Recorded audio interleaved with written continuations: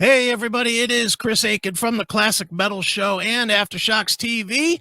And before I give you this next episode, I want to at least give you the chance to get my awesome book, Cause and Effect Metallica. It's about the Black Album, my experiences when it came out as a kid, which you can imagine are pretty funny, as well as how it changed the way music is portrayed, what heavy music is on the radio, how it divided the fan base, everything. It's a cool book. It's a short read. It's quick. It's cheap. Get it over at chrisaikenbooks.com, chrisaikenbooks.com, or of course you can order it at Amazon. All right? Cool enough. Let's get to the episode that you came to see.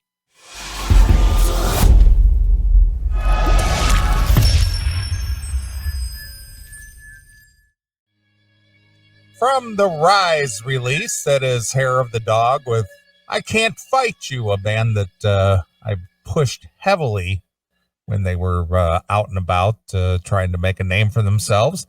Now they were trying to bring that style of rock back. And back in the late 90s when Cinderella got back together as well as Rat, Right. they had the opportunity to be a support act for both of them. Mm-hmm. And I was big fan of the guys of Hair of the Dog. I got to know those guys personally. I love their music. I went to see them on several occasions. Sure. And unfortunately, it's just too little, too late. Just not enough support out there for a band like that. Yeah, they were nice guys. They were really nice guys. All of them still are.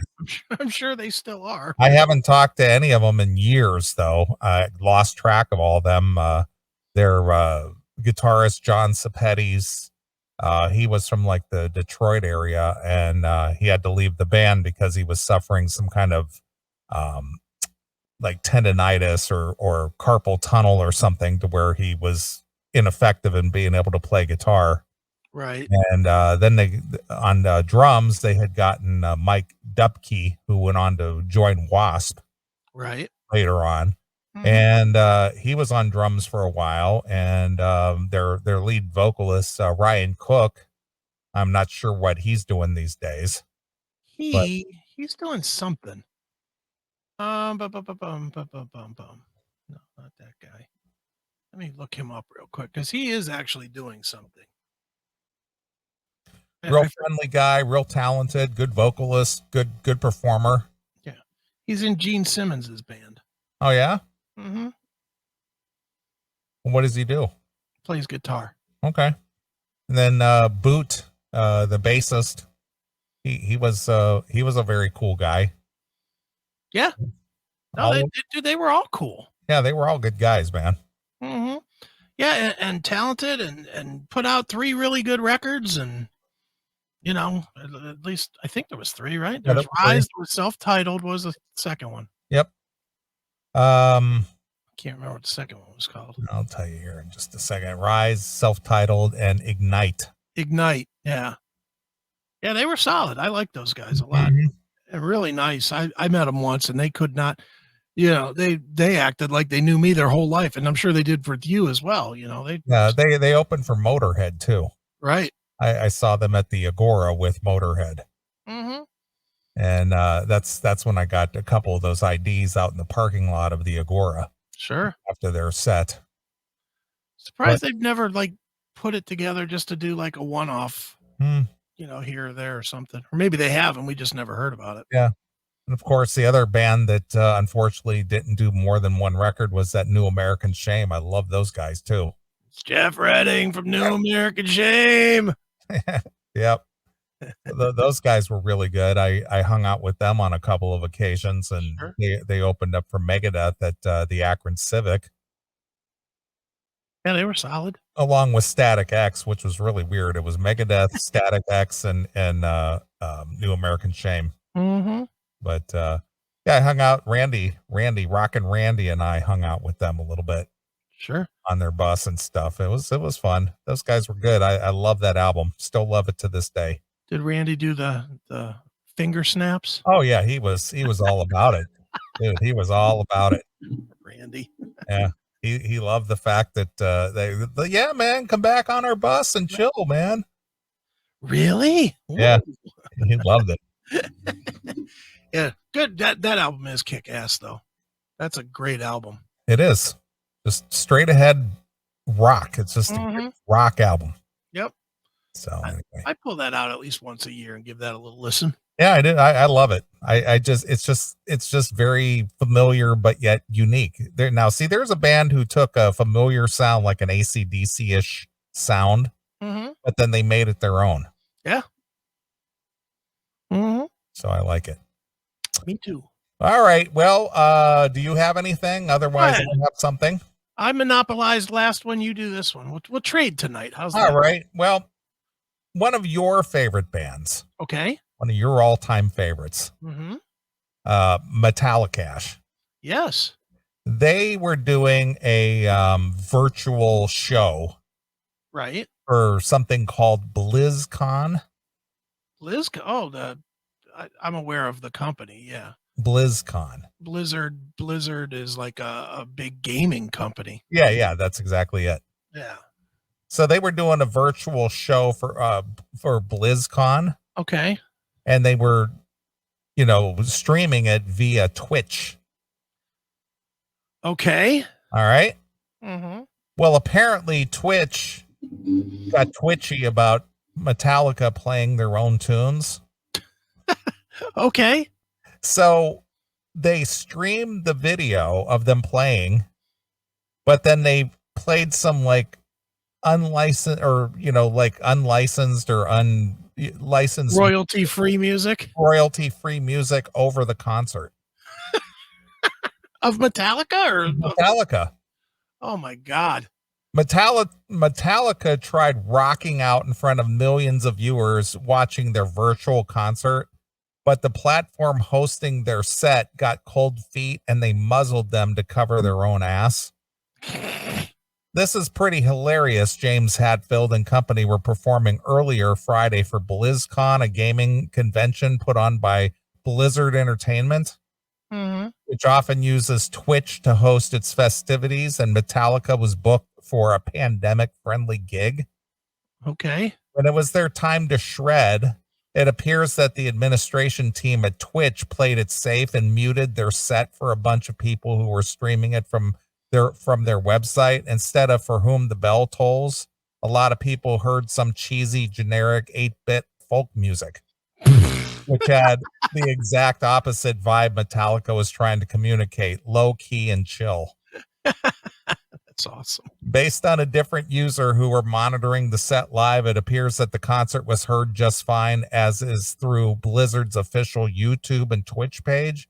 But on Twitch's homepage, you would only hear Zelda-esque tunes. Oh, God. Twitch reportedly dubbed over Metallica's entire performance, and what's being speculated is that they did it over copyright concerns. Did they really think that Metallica was going to file a copyright infringement complaint about playing their own music? Yeah, that's what I'm saying. I think they could probably even beat that in court, don't you think? You would think. If the band is actually doing the performance on video, on their video stream. Now, maybe you can't leave it up. Yeah, or record, for recording or whatever. I don't know. Yeah, I mean, I could see that if they streamed it live and took it down, didn't leave it up so that people could listen to it for the next year and a half. But for fuck's sake, every Metallica concert ever played is on YouTube. Yeah. I mean, Metallica releases every concert they play on YouTube. They're all on YouTube. Twitch is just being pussies on this one. In case you hadn't heard, a lot of Twitch gamers and streamers have been getting hit with DMCA takedown requests. Okay. Because they were playing parts of songs they didn't own the rights to, or the whole thing. It's been a big Twitch issue throughout 2020. The irony is Metallica was instrumental in forming the current DMCA laws in this country due to lawsuits that they spearheaded against Napster and other file sharing services from the early 2000s. It was a big thing back then. So it's their fault. Yeah. We're just playing within their construct. Yeah. Just stop it. This is Twitch being cowards. Yeah, well, that's basically what it boiled down to. Yeah. That's funny, though. Yeah. Boy, I'd have been pissed if I'd been waiting like all day or whatever to watch this Metallica set, and then all of a sudden it fucking turned into the Legend of Zelda music or something. Right. Jesus Christ. Well, obviously they mentioned that there were other places you could actually hear it or see it. Yeah. So, but on that particular platform, they said, nope. I'm sure it'll be on livemetallica.com tomorrow. That's funny though. Whatever. I'd rather hear a video of them from like 1988 playing. Sure. Instead of 2021. Because God knows they might have done like that reworked version of whatever that song was that they did.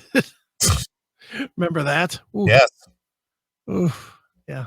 Nah, we'll pass. All right. Well, here's a oddball type thing. Okay. I'm sure that you recall, everybody knows if you're a fan of this style of music, the hard melodic rock of the 80s. Mm-hmm. George Lynch, what is he synonymous with as far as his guitar is concerned? That monster guitar, whatever it's called, the Bones, Mr. Scary. Bones, yeah, Mr. Scary, right? It's his Mr. Scary guitar.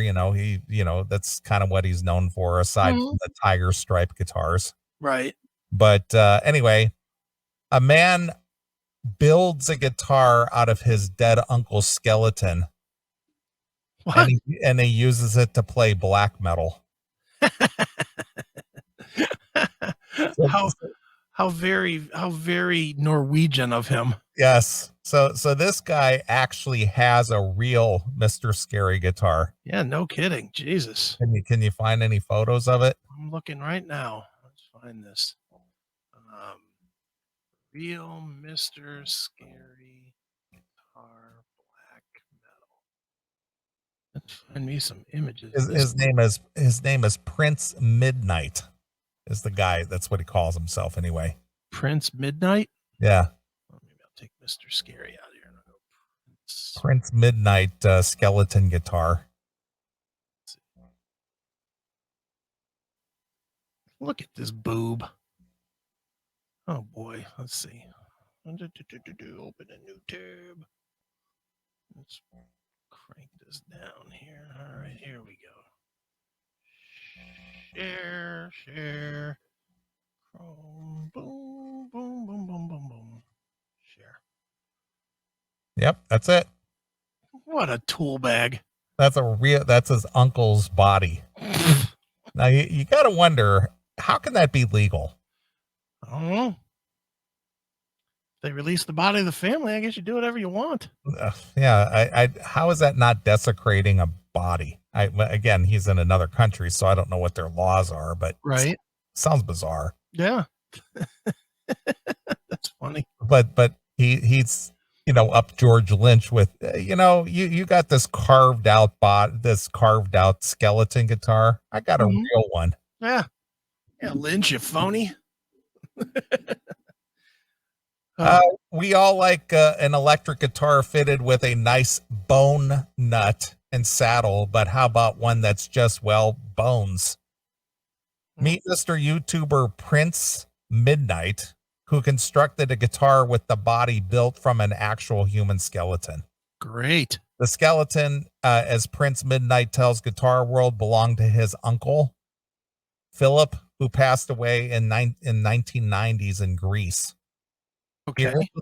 He originally donated his skeleton to the local college and was medically prepared for the school, Midnight says.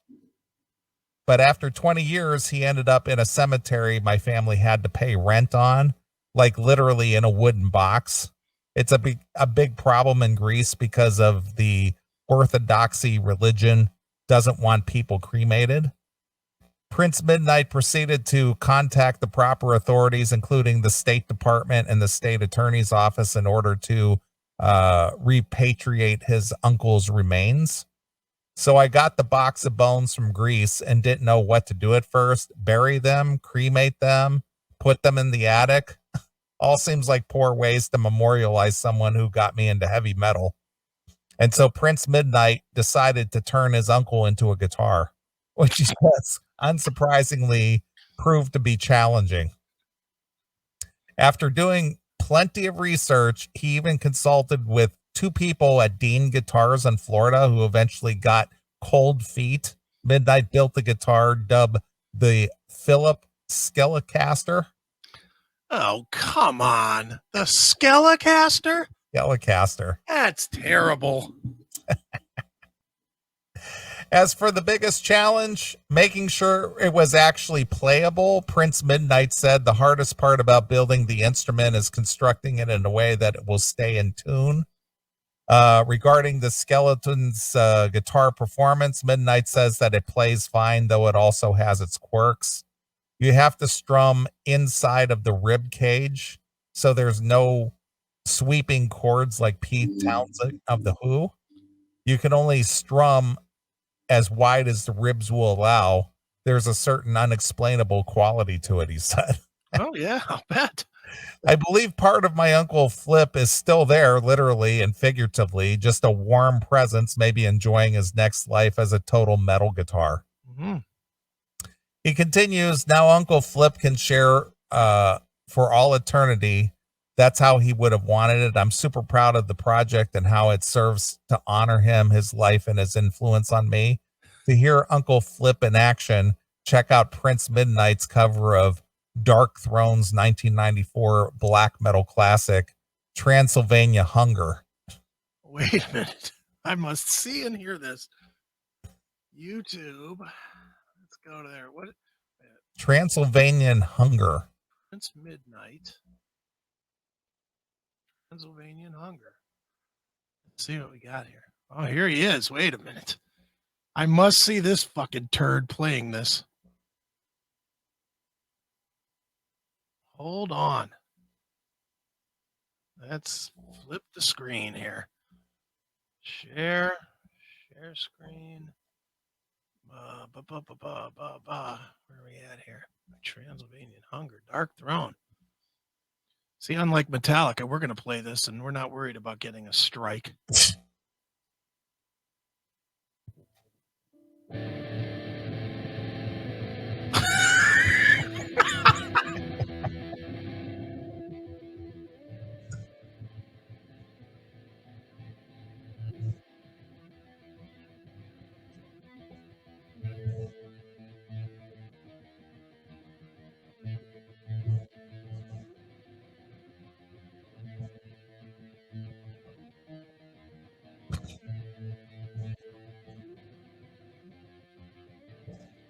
So now the scariest part about this whole thing is that Uncle whatever his name is going to be sentenced to life to sounding like shit.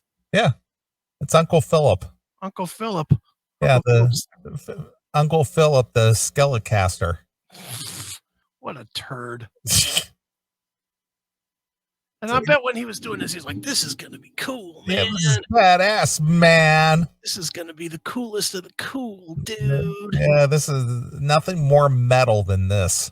Boy, all I know is that Wolfgang Van Halen missed the opportunity to build the Frankenstein, the real Frankenstein, with Eddie's rib cage. Yeah. Could have hooked that right up. Sure. Taken Eddie's rib cage, spray painted it red with some white stripes across it. That would have been sweet. Use his trach ring as a pick.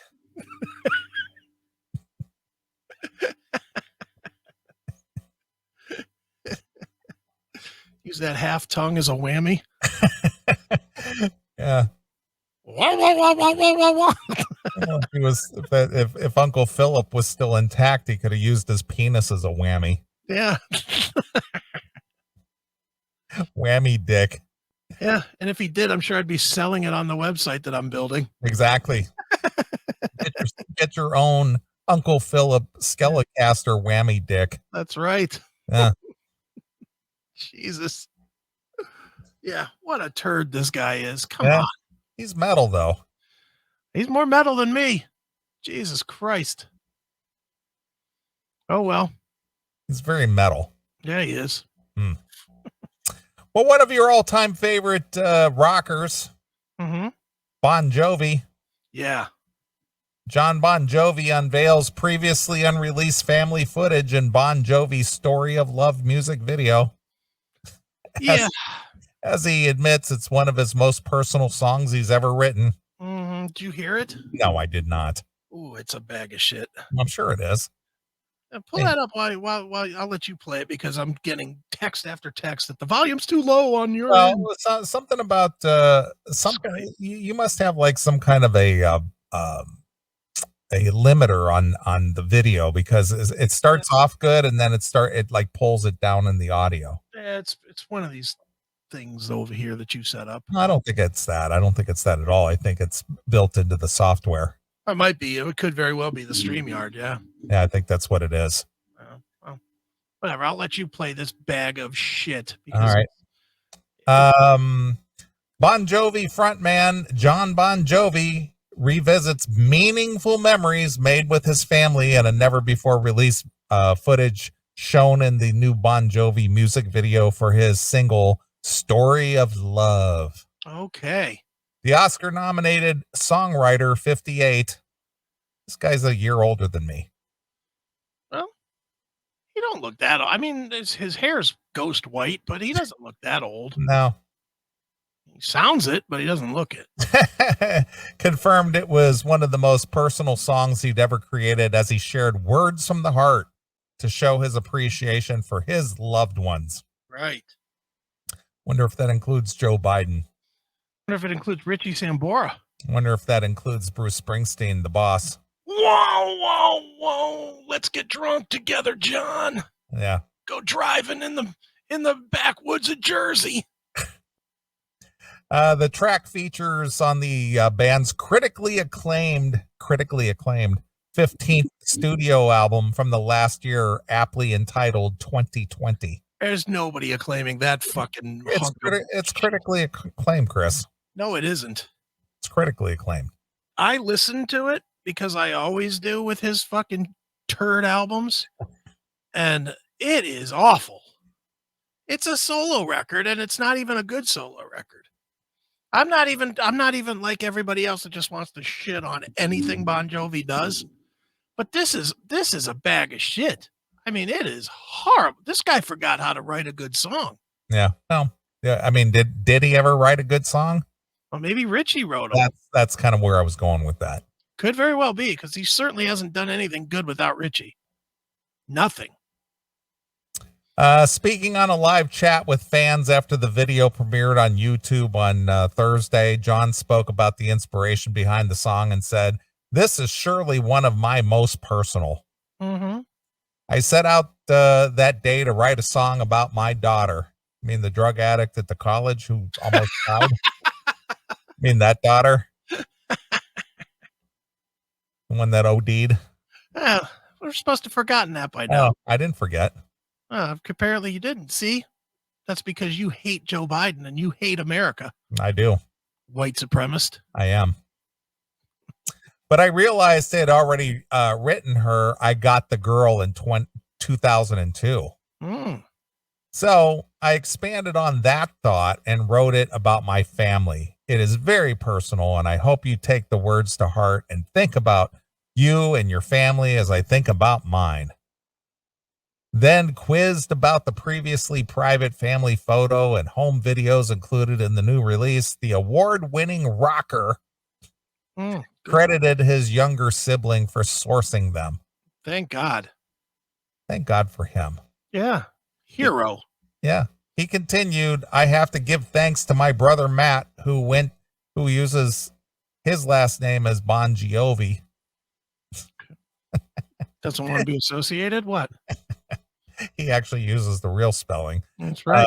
Who went to my parents' house and dug up most of what you will see in the video. Mm-hmm. This was the only idea I ever had for the video. No matter who I was talking to, I always knew I wanted this family footage to accompany the music. Mm-hmm. Rock and roll. See, again, whoever wrote this, it's the award-winning rocker, the so-and-so nominated rocker, the Rock and Roll Hall of Famer. Yeah. Also known as John Bon Jovi.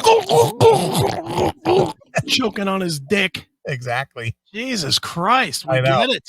Every sentence that this writer writes about John Bon Jovi writes about award-winning and so-and-so nominated and, critically acclaimed. And John Bon Jovi, who shits cotton candy and pisses Pepsi, Exactly. said in a statement, Jesus Christ, we get it. Yeah. The Rock and Roll Hall of Famer tied the knot with his high school sweetheart, Dorothea, early in 1989. Yeah, well, he was done fucking about 9 billion other chicks from 1985 until 1989. Right.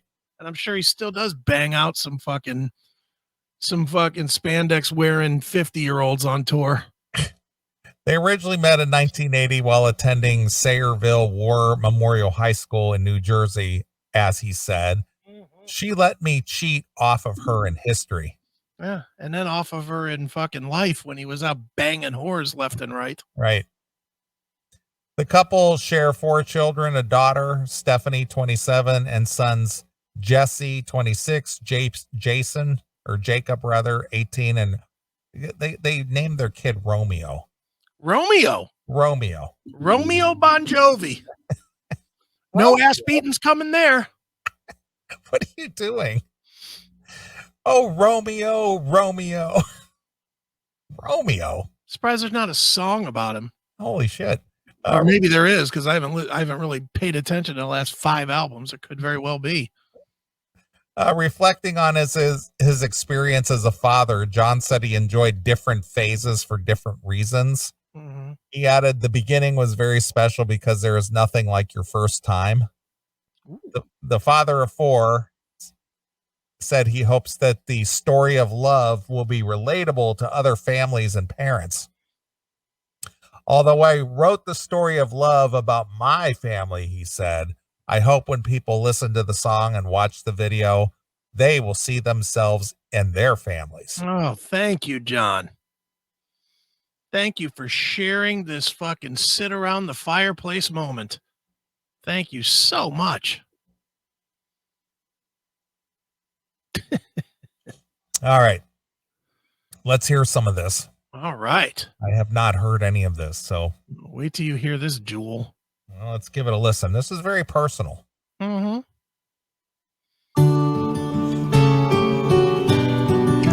Harry Chapin. Well, let's hope it ends the way Harry did. All right.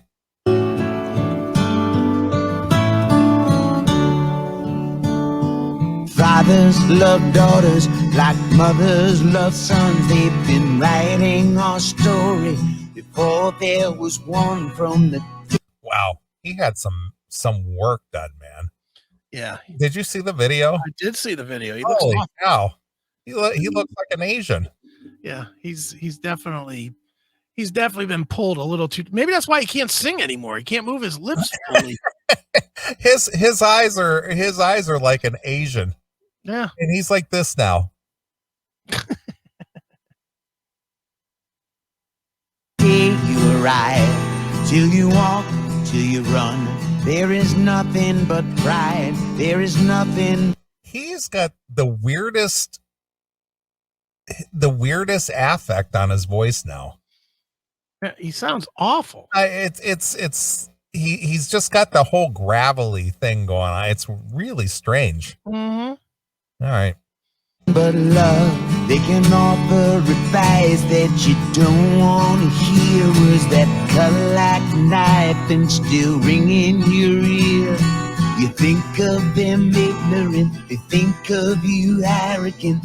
If you need evidence, who gave you confidence? A snap of the... You know who he's sounding more and more like now?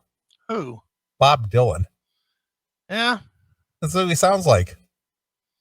He sounds constipated is what he sounds. Well, he is a liberal. Yeah.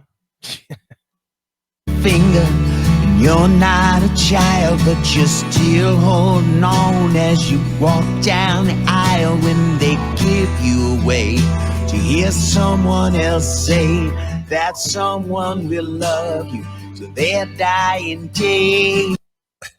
He looks like Frankie Valli. Doesn't he? He looks like Frankie Valli in The Sopranos. He does. He just sounds so bad. I know.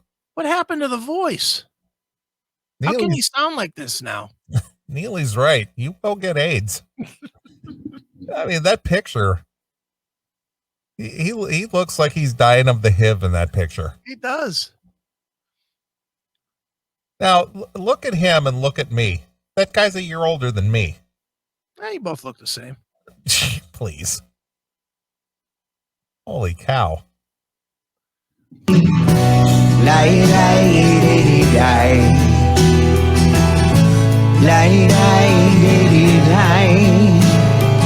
Fathers love daughters like mothers love sons. They've been writing our story before there was one. From the day you arrive till you walk, till you run, there is nothing but pride. There is nothing but love. Ugh. Ugh. Can't take it. Just, dude, what? I mean, the guy, I'm a fan of his ballads, so I really don't want to totally shit on him. I mean, I like songs like Always and Wanted Dead or Alive and, I Would Die for You and shit like that. I mean, I'll admit, it's faggy as hell, but I liked a lot of Bon Jovi stuff. This is garbage. And I just got a text from John. He's absolutely right. There's something going on with the fucking teeth too. There's definitely some mouth floaties going on in his fucking oral cavity. Yeah. He definitely sounds like they're swimming around a little bit in his mouth. So he's got a little Steve Perry going on. He does. Yeah. Awful. Stinks. Yeah. Yikes. Yeah. He's terrible. Oof. And what makes it even worse, and I'm going to email you right now this accompanying video to this story that I had because I actually had this as part of my my stuff tonight. He released this 1.5-minute video of the making of the video for this fucking shitbag song. Okay. And you're going to love this. In it, he says that due to COVID, and remember that, due to COVID, yes, that's why he's the only member of Bon Jovi in the video. Because apparently these guys couldn't get anybody else from the band to come out to this hotel somewhere to shoot this video. Who just texted me. Oh, John Darlis just hit me up and said he sounds like Adam Sandler. Hey, boy, he does. Yeah, that's another good comparison. Good call, Darlis. Yeah. I haven't heard from John in ages. Oh, dude, me and him text and message a lot. He is one of these nights. We got to have him on the show. Yeah. To talk about, he is like the most knowledgeable person I've ever encountered when it comes to the finances of television and sports and how all of that works. We got to have him on one night just to talk about that stuff, because he fucking really understands how like network deals all work and how you get fucked by ESPN, and he knows how much per year you spend if you have ESPN on your cable. And I mean, he's really, really in tune with that stuff. So yeah, at some point, some night, we need to have him on just to talk shit about these fucking scumbags that are polluting our television with professional sports. Yeah. Well, goes back to our friend down there down in Louisiana. Right. Mm-hmm. There's a guy who's, involved with the sports and television and all that stuff. Yeah, he is. It's just interesting. But yeah, him and I, we message back and forth fairly often. Another one of your friends that I poached. Yeah, you did. Yeah, John kind of was sort of like an intern for the CMS when I first started. Yeah. Now he's my friend. Years ago. Yeah. Now you don't even know who he is. No, it's been a long time. Been a long time since I rock and rolled. Yep. All right, I got the video. All right. Here we go. Well, welcome to the Biltmore Hotel, Coral Gables, Florida. I'm here to shoot the video for The Story of Love.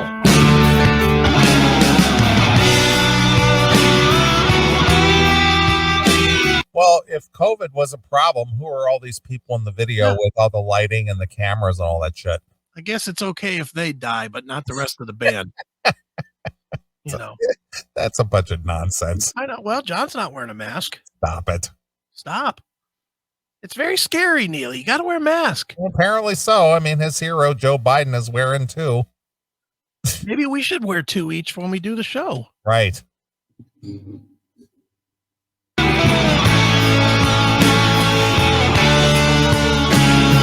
Oh, well, I'm looking at his camera guy, and he is wearing a mask. Thank God for safety. But John is not wearing a mask. White supremacist.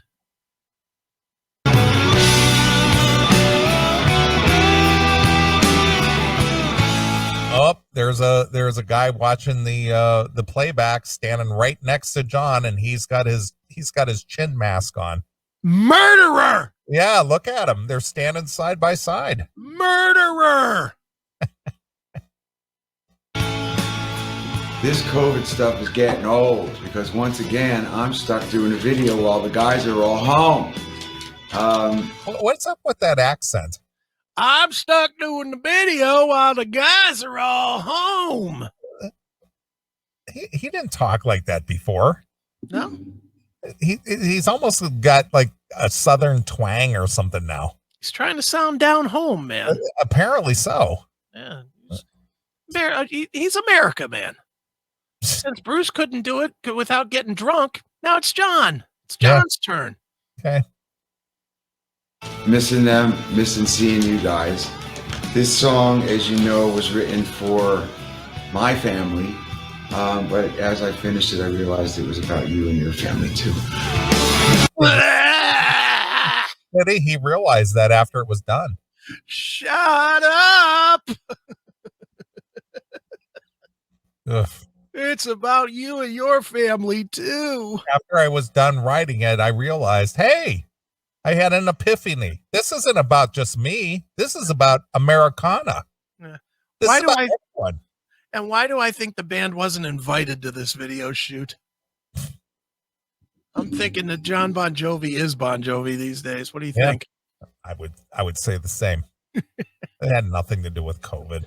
COVID. Stop it. The camera guys all got there, John. You got there. Why couldn't they get there? Well, you know, and I get it. It's expensive to fly these days, you know. And Bon Jovi, they've never made any money where they could each charter a private plane to get there, right? Right. No. You know, nobody could afford that in the Bon Jovi camp. None. They sure haven't made any money over the years. Looking for their next meal and all. Right. Jesus, because of COVID, the band couldn't be here. Fuck off. Just fuck off. How about the band records their video parts at home? Yeah. Like every other goddamn band on the planet. You egomaniac. Shut up.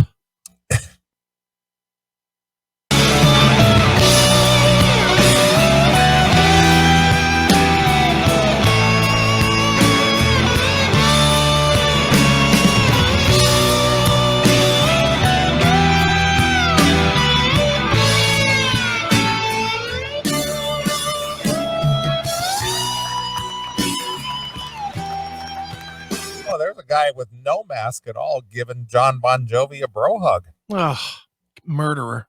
Yeah. He's got his capri pants on and his shoes with no socks. Very gay. Maybe that's why he won't give John the COVID, because gays are immune. Is that a rule now? They're a protected class. So if you wear capris, you can't get COVID? No, gays are a protected class, so that means the COVID can't infiltrate them either. Didn't realize that. Yeah. If your asshole is invaded by a cock, it can't get invaded by the COVID, apparently. They're protected. I see. Mm-hmm. I didn't realize that's how it worked. It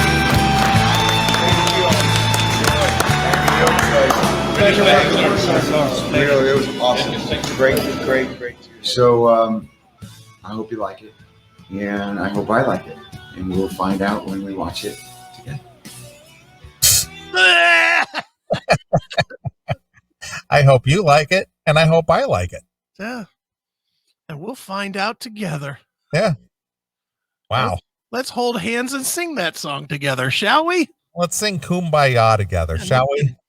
Everybody put your gloves on and let's hold hands. Yeah, but before that, let's bow our heads in prayer. Yeah, please.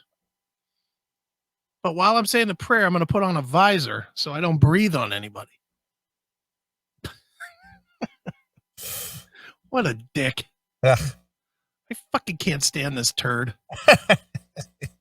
He gets more douchey all the time. Every time he does it. The older he gets, the more douchey he is. And I get it that he does some decent things every now and again. You know, he does the, like that pay what you want food thing that he does. That's a cool thing. But, dude, stop talking. Because you come off like a fucking turd. You do. I hope I like it, and I hope you like it. And we'll find out together, because we're all together. One big happy family on the world stage. Yeah, you and I, we're the same. Mm-hmm. I'm a multi-billion-dollar rock star, and, you're not. Yeah, and you're a plumber. But we're the same. We're the same. We're simpatico. We're paisans. Yeah. Meanwhile, he wouldn't let you in your house with a fucking mask on to fix his fucking shitter. Nope. Whatever. He's a dick. Hey, lawn friend, you asshole. I haven't forgotten. Right. So funny. Well, how far in are we on this segment here? What time is it? We could stop here if you want to. Unless you got like a 10-15 minute. Well, I do. All right, let's do one more then. All right. Another music related story. All right, cool. This seems to be a very hot trend with these aging musicians and okay and so forth. All right. Stevie Nicks did it. Bob Dylan did it. Now the Beach Boys are doing it. The Beach Boys sold their rights to their intellectual property, which includes master recordings to the hit songs Surfin' USA and Good Vibrations. Wow. Well, you can't blame them for cashing out at this point. No, well, that's what I'm saying. All these aging rockers, they're 70, pushing 80 years old. It's like, how many years do I have left? I might as well, cash out, enjoy my fruits of my labors after 50, 60 years. Sure. And, live whatever life I have left with all my money. Yeah. I don't blame the bands, but I really can't figure out what this fucking company is going to do with a bunch of old music. Well, it still has, the thing is if they ever use it in movies, if they ever use it in commercials, if they ever use it for, streaming, they make money on it. Okay. How much are the Beach Boys getting? What are they getting? $200 million? Well, let's see. All right. The Beach Boys have sold the rights to their intellectual property. The I Get Around hit makers have landed a deal with music mogul Irving Azoff's That's the Iconic Artist Group. Okay. It means the company owns their entire brand, including their master recordings, the rights to the band name, and a share of their publishing rights and memorabilia. Okay. So they get the whole shebang-a-bang. All right. Fans could see Beach Boys appear in different forms in the future thanks to technology such as VR and CGI. Or just lineup change. If Azoff owns the band, he could just throw 5 other dudes that sound like the Beach Boys and look like surfers together. Yeah, I guess. Yeah. The firm's CEO Oliveri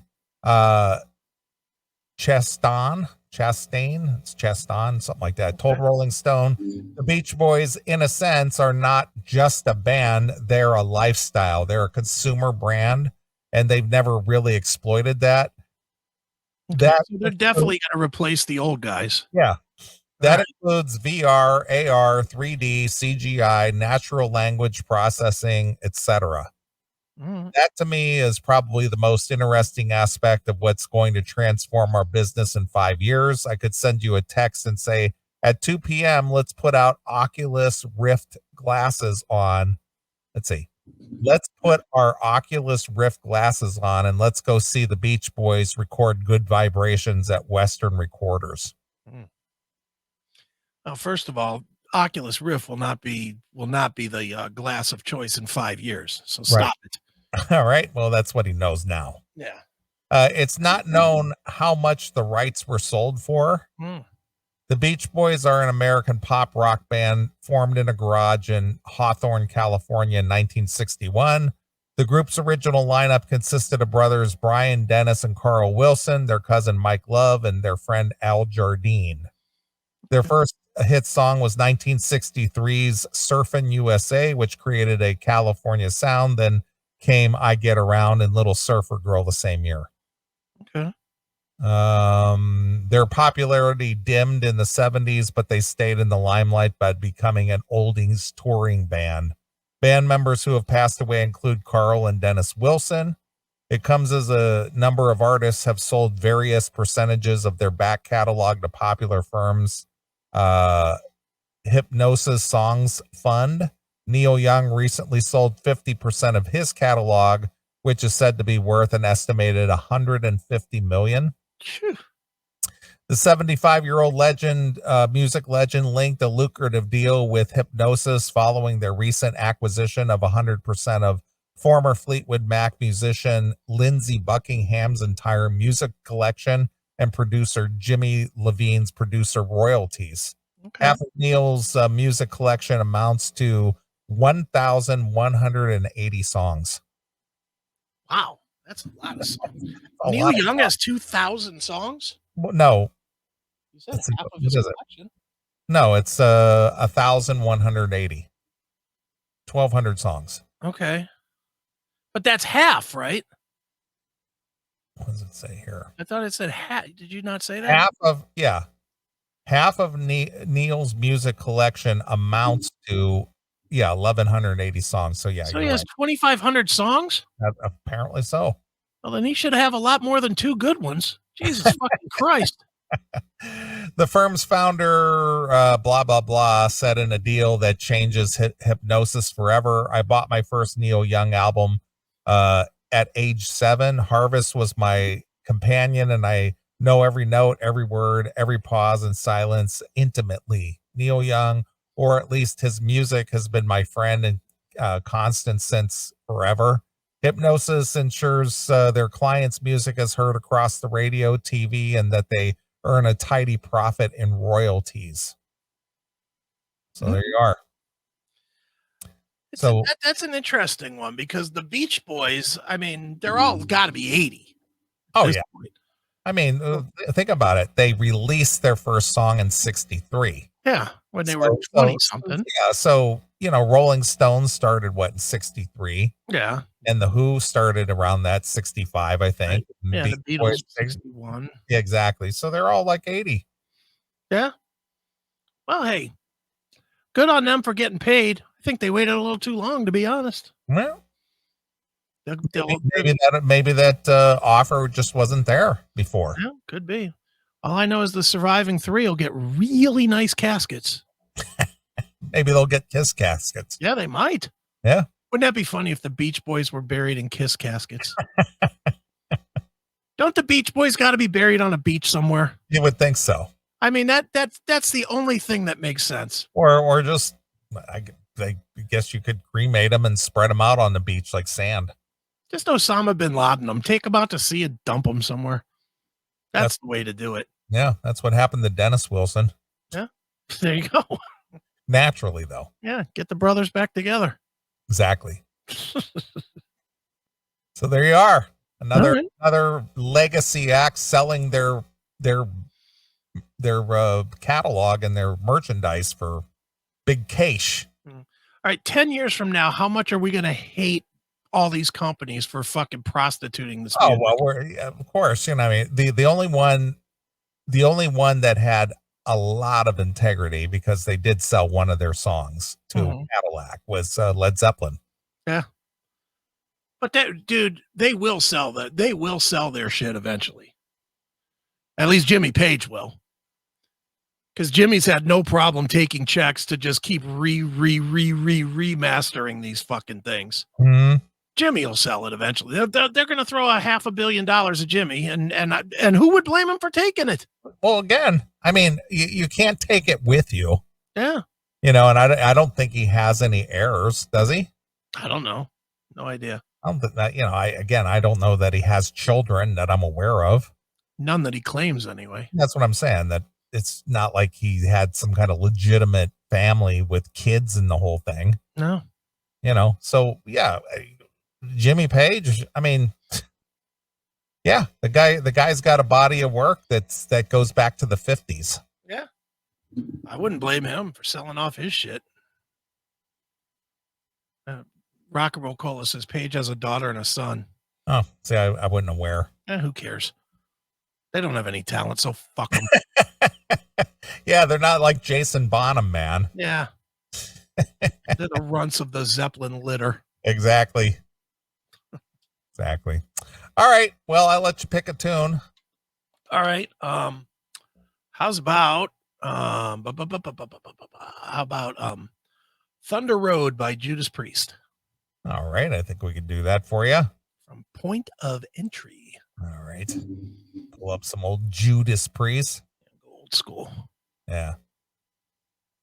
Let's see here. Judas Priest. Here we are. All right, Judas Priest. Thunder Road, you said? Yes, sir. All right. Point of Entry, you said? Yes, sir. All right. And there it is. Some Thunder Road. Perfect. That's a bonus track. Shh. It's a bonus track. Don't tell anybody we're playing it. Exactly. All right. Well, we're going to play a few tunes. We'll come back. So here it is. It's Judas Priest exclusively here on your classic metal show.